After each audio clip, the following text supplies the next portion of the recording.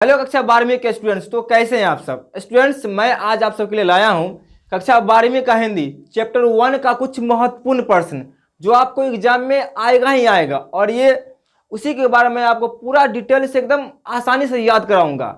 बस वही सब क्वेश्चन जो मैं 5 लाया हूं, 5 क्वेश्चन ये बातचीत का। इससे पहले मैं इसका सारांश दे चुका हूं और उसका नोट्स भी आपको दे चुका हूं पार्ट 1 पहले वाला वीडियो में। अभी मैं उसका कुछ महत्वपूर्ण प्रश्न कराने जा रहा हूं, तो इस वीडियो को देखिए और अच्छे से याद कर लीजिए। मैं जो इसका परिभाषा दूंगा ना आपको, वो आपको सुनते ही याद आ जाएगा, और हाँ इसका नोट्स भी दे दूंगा। तो चलिए मैं आज यही बताने वाला हूं। देखिए मेरा जो है ये चैप्टर बातचीत जो है अध्याय 1 का है, हिंदी का अध्याय 1 का है बातचीत। ये इसका कुछ महत्वपूर्ण प्रश्न है, जिसमें से पहला मेरा प्रश्न है, अगर हम में वाक शक्ति न होता तो क्या होता। देखिए यहाँ पर इस चैप्टर में जो हम सब पढ़े थे वो विशेष रूप से वाक शक्ति के बारे में पढ़े थे, यानी कि बातचीत करने का तरीका, कि बातचीत कैसे हम सब कर सकते हैं किसी अगले व्यक्ति से या दो व्यक्ति के साथ। तो वो उसी में से एक क्वेश्चन आया है कि अगर हमें वाक शक्ति न होता तो क्या होता। तो सोच सकते हैं ना, अगर मान लीजिए आप में अगर बोलने की क्षमता न होता तो आप क्या करते हैं, आपके सामने ये दुनिया कैसा प्रतीत होता। अगर आप मेरा ये वीडियो देखे होंगे, इससे पहले वाला वीडियो बातचीत का, तो आपको अभी तक इसका आंसर चल गया होगा पता। तो मैं आपको फिर से बता रहा हूं इसका आंसर क्या होगा, कि अगर हमें वाक शक्ति न होता तो हम तो पहले सबसे पहले हम, अगर हमें वाक शक्ति का मतलब क्या होता है, ये देखिए यहाँ पर ये है वाक शक्ति। इसका मतलब होता है बोलना, क्षमता, साउंड, ध्वनि। अगर मान लीजिए हम में अगर बोलने की क्षमता नहीं होगा तो हम सबसे पहले हम क्या होंगे, एक गूंगा। तो हम भी क्या होंगे, एक गूंगा, और ये दुनिया जो होगा मेरे सामने सृष्टि जो होगा वो सभी क्या हो, गूंगा होगा।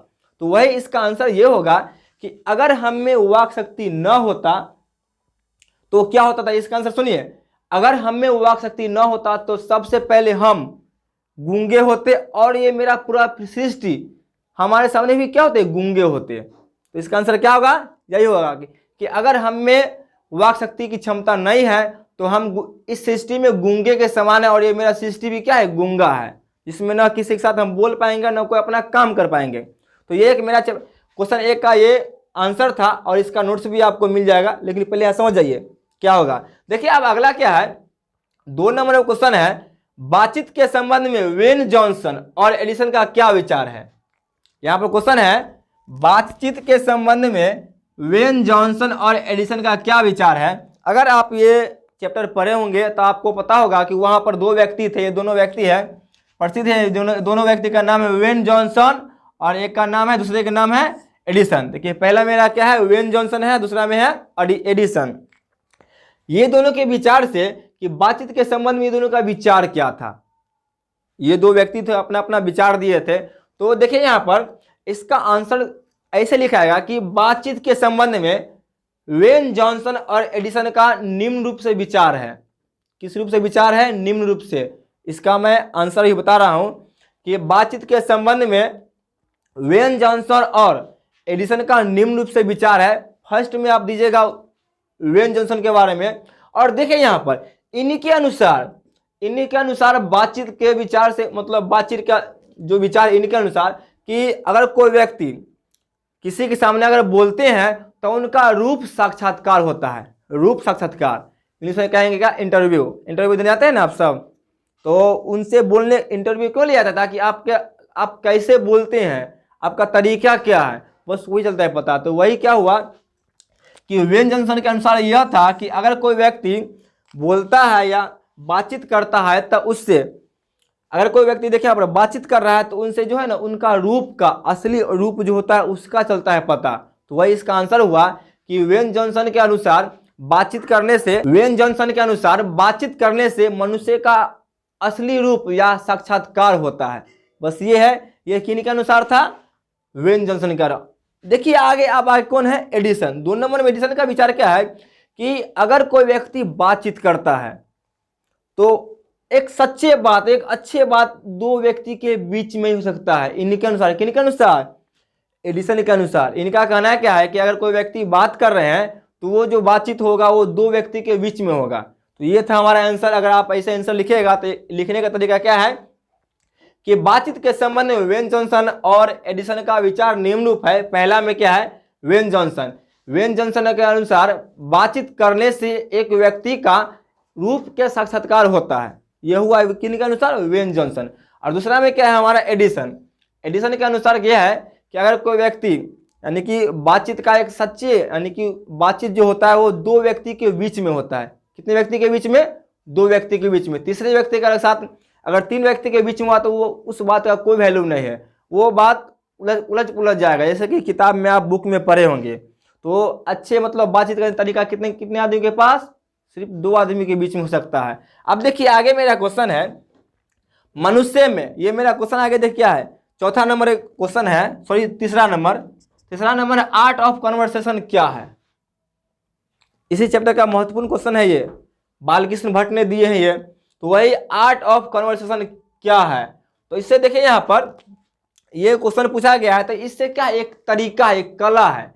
यानी कि अगर कोई व्यक्ति में अगर मान लीजिए किसी अगला व्यक्ति को अगर हमको प्रसन्न करना है, इंप्रेस करना है, तो क्या करना पड़ेगा? उनके सामने हमें अच्छे तरीका से उनका अच्छा बात करना पड़ेगा, एकदम अच्छे से उनके सामने क्या है एकदम अच्छा प्रतीत करना पड़ेगा। तो वही क्या है कि आर्ट ऑफ कन्वर्सेशन यह है कि इसके द्वारा व्यक्तियों को एक बोलने का तरीका मिलता है, तरीका चलता है पता, एक कला मिलता है। और आपको पता होगा कि अगर ये छोटे पढ़े होंगे तो बोलने का सबसे अच्छा तरीका था यूरोप वालों के पास। तो देखिए बालकृष्ण भट्ट के अनुसार आर्ट ऑफ कन्वर्सेशन एक कला है जिसके द्वारा मनुष्य क्या होते हैं? एक बोलने का तरीका सीखते हैं। तो उसे ही क्या कहते हैं? Art of conversation. ये हमारा तीसरा नंबर क्वेश्चन खत्म हो गया है। अब कहते हैं चौथा नंबर। देखिए चौथा नंबर क्वेश्चन ये है मनुष्य में बातचीत करने का उत्तम तरीका क्या हो सकता है? क्वेश्चन है मेरा मनुष्य में बातचीत करने का उत्तम तरीका क्या हो सकता है? इसके द्वारा वह कैसे अपने लिए सर्वथा हमेशा नवीन संसार की रचना कर सकता है? देखिए क्वेश्चन कह रहा है कि मनुष्य में बातचीत करने का उत्तम तरीका हो क्या सकता है। तो आप कैसे इसका आंसर देते हैं, उत्तर देते हैं कि मनुष्य में बातचीत करने का सबसे उत्तम तरीका है खुद से बातचीत करना। अगर कोई मनुष्य खुद से बातचीत करना स्टार्ट कर दे, चालू कर दे ना, उसको पूरा समस्या चल जाएगा पता कि उसमें कितना कला है, कितना उसके अंदर ज्ञान है। तो वही यहाँ बोला गया है कि मनुष्य बातचीत करने का सबसे उत्तम तरीका होता है खुद से बातचीत करना, जिसके सहायता से वह अपने अंदर छुपे कला या ज्ञान को परखेगा, ढूंढेगा, इससे इसको एक नया रास्ता मिलेगा, नया एक लक्ष्य मिलेगा।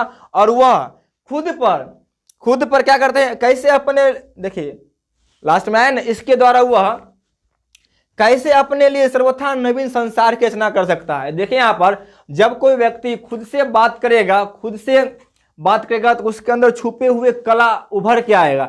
और जब उभर के आएगा तो उससे एक नया उमंग, नया तरीका से अपना काम करेगा और इससे नया नवीन संसार का निर्माण करेगा। वो खुद का एक नया रास्ता बना लेगा। तो वही है मनुष्य में बात करने का सबसे अच्छा तरीका, इससे वो क्या करेगा? एक नया रास्ता बना लेगा। आगे देखिए आप, इस सब का पीडीएफ मिल जाएगा आपको, पूरा पीडीएफ यहाँ हम आपको समझा रहे हैं याद दिलाने के लिए, लेकिन पीडीएफ इसका लिंक में दिया गया, आप वहां से देख सकते हैं। लेकिन पहले समझिए, देखिए आप 5 नंबर मेरा क्वेश्चन है, ये बातचीत का 5 नंबर क्वेश्चन है। क्वेश्चन में कहा क्या रहा है? देखिए व्याख्या करें। फर्स्ट में क्या है? व्याख्या करें। आप देखिए यहाँ पर कभी ऐसा एक टॉपिक है ना व्याख्या करने के लिए, तो आपको इसको व्याख्या करने का मतलब क्या है? उसका जन्म से लेकर मृत्यु तक पूरा कहानी इसको बोल देना है, उनका पूरा विशेषता ही पूरा बोल देना है। देखिए व्याख्या करने में 2 क्वेश्चन है, क और ख। ये दोनों में अब देखिए क क्वेश्चन है हमारी भीतरी मनोवृत्ति प्रति क्षण नए नए रंग दिखाया करती है, वह प्रपंचात्मक संसार का एक बड़ा भारी आईना है जिसमें जैसी चाहो वैसी सूरत देख लेना कोई दुर्घट बात नहीं है। अब देखिए यहाँ पर ये एक आया है व्याख्या करने वाला, और जब भी व्याख्या करने आए, कभी भी अगर व्याख्या करने आए तो आपको तो पहले पता ये होना चाहिए कि ये जो व्याख्या हो रहा है ये किस चैप्टर का है, किनके द्वारा लिया गया है। इस बात पर आपको ध्यान देना पड़ेगा, तभी इसका अर्थ लिखना है। अर्थ एकदम नॉर्मल है, आराम से लिख दीजिएगा। यही नहीं होता है एग्जाम में, क्या करते हैं सब कि जो व्याख्या करेंगे ना उसका अर्थ लिख देंगे, बाकी वो कहाँ से लिया गया है, किनके द्वारा लिया गया है, वो नहीं लिखते हैं। तो मैं आपको बताता हूँ इसका लिखने का तरीका कैसे होता है, एकदम सही लिखने का तरीका हिंदी में कैसे होता है हम बताता हूँ आपको। देखिए यहाँ पर ये फर्स्ट में करना क्या है? व्याख्या में क्या है? हमारी भीतरी मनोवृत्ति प्रति क्षण नए नए रंग दिखाया करती है, वह प्रपंचात्मक संसार का एक बड़ा भारी आईना है जिसमें जैसी चाहो वैसी सूरत देख लेना, कोई दुर्घट बात नहीं है। देखिए लिखना क्या है, यह पंक्ति, सबसे पहले आपको लिखना क्या है कि यह पंक्ति हमारे पाठ्य पुस्तक हिंदी अध्याय 1 से लिया गया है, जिसका लेखक बालकृष्ण भट्ट है। ये अपने पंक्ति के माध्यम से यह हम सबको कहना चाहते हैं कि हमारे अंदर जो उपस्थित मन जो होता है ना, मन वो प्रतिक्षण नया नया रंग दिखाते हैं। जो हमारे अंदर छुपा हुआ मन जो है वो प्रतिक्षण नया नया रंग रूप दिखाते हैं और एक नया संसार की कल्पना करवाते हैं हम सबको। क्या करवाते हैं? एक नया संसार की कल्पना। और यह जो मन जो है ना, एक खुद पर एक आईना है। क्या है? आईना है। जिस आईना में हम अपना जिस तरह चाहे रूप उस तरह बना सकते हैं, देख सकते हैं। तो वही बोले यहाँ पर का एक बड़ा भारी आईना है जिसमें जैसी चाहो वैसी सूरत देख लेना, कोई दुर्घट बात नहीं है। तो वही बोले कि यह पंक्ति हमारे पाठ्य पुस्तक हिंदी अध्याय 1 से लिया गया है, जिसके लेखक बालकृष्ण भट्ट है। ये कहते हैं कि हमारे अंदर उपस्थित या मौजूद मन जो होते हैं वह प्रतिक्षण यानी कि पल पल नए नए रंग रूप दिखाते हैं और यह एक बड़ा आईना है जिस आईना में हम जैसी चाहे सूरत वैसी बना सकते हैं, कोई गलत बात नहीं है। यह एक अच्छा बात है। दुर्घट बोला गया है ना, तो कोई गलत बात नहीं है, ऐसा करना कोई गलत बात नहीं है। तो ये हमारा हो गया फर्स्ट का अर्थ यानी कि व्याख्या हो गया। अब देखिए यहां पर व्याख्या का ख नंबर है। ख नंबर देखिए क्वेश्चन, देखिए पहले जो है ना प्रश्न पढ़िएगा, प्रश्न को समझिएगा तब आपको समझ में आएगा। देखिए ख नंबर कह रहा है, सच है जब तक मनुष्य बोलता नहीं तब तक उसका गुण दोष प्रकट नहीं होता। फिर से पढ़ते देखिए, क्वेश्चन समझिए पहले। देखिए सच है जब तक मनुष्य बोलता नहीं तब तक उसका गुण दोष प्रकट नहीं होता। देखिए तो इसका भी क्या करना है? व्याख्या करने। तो व्याख्या करने का ठीक वैसा ही जैसे ही पहले हम सब किए, जैसे हम सब किया है ना, पहले करना है क्या कि हमको तो पता होना चाहिए कि यह पंक्ति किस चैप्टर या किस कविता से लिया गया है। उस कविता का नाम, राइटर जो होगा उनको लिखना पड़ेगा हर तक। पहले लिखना क्या है इसमें, यह पंक्ति, सॉरी ऐसे लिखना है, कर दिएगा। लिखना क्या है? देखिए यह पंक्ति हमारे पाठ्य पुस्तक हिंदी से लिया गया है, जिनका लेखक बालकृष्ण भट्ट है।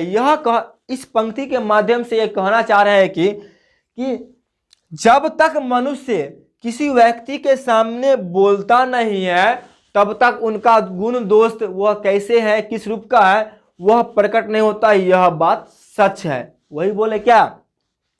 सच है जब तक मनुष्य बोलता नहीं तब तक उसका गुण दोष प्रकट नहीं होता। मतलब ये कि जब तक मनुष्य किसी व्यक्ति के सामने कुछ बोलता नहीं है तो उनका रूप कैसा है, गुण कैसा है, वो प्रकट नहीं होगा और यह बात सच है। तो ये था हमारा 5 क्वेश्चन बातचीत का, बहुत ही महत्वपूर्ण, जिसको आपको याद करना ही होगा। ऐसे आप देख लिए और इससे बेटर आपको नोट्स मिल जाएगा एकदम अच्छा से, उसमें क्लियर पर लिखा गया है क्या क्या नहीं है। तो डिस्क्रिप्शन दिया गया, वहां देख करके आप इसको अच्छे से याद कर लीजिएगा और एग्जाम में आप नंबर उठा कर ले आइएगा। और इस चैनल को भी सब्सक्राइब, और इसी के साथ साथ इस चैनल को भी सब्सक्राइब कर लीजिएगा। हम फिर मिलते हैं नेक्स्ट में। तो जय हिंद, जय भारत।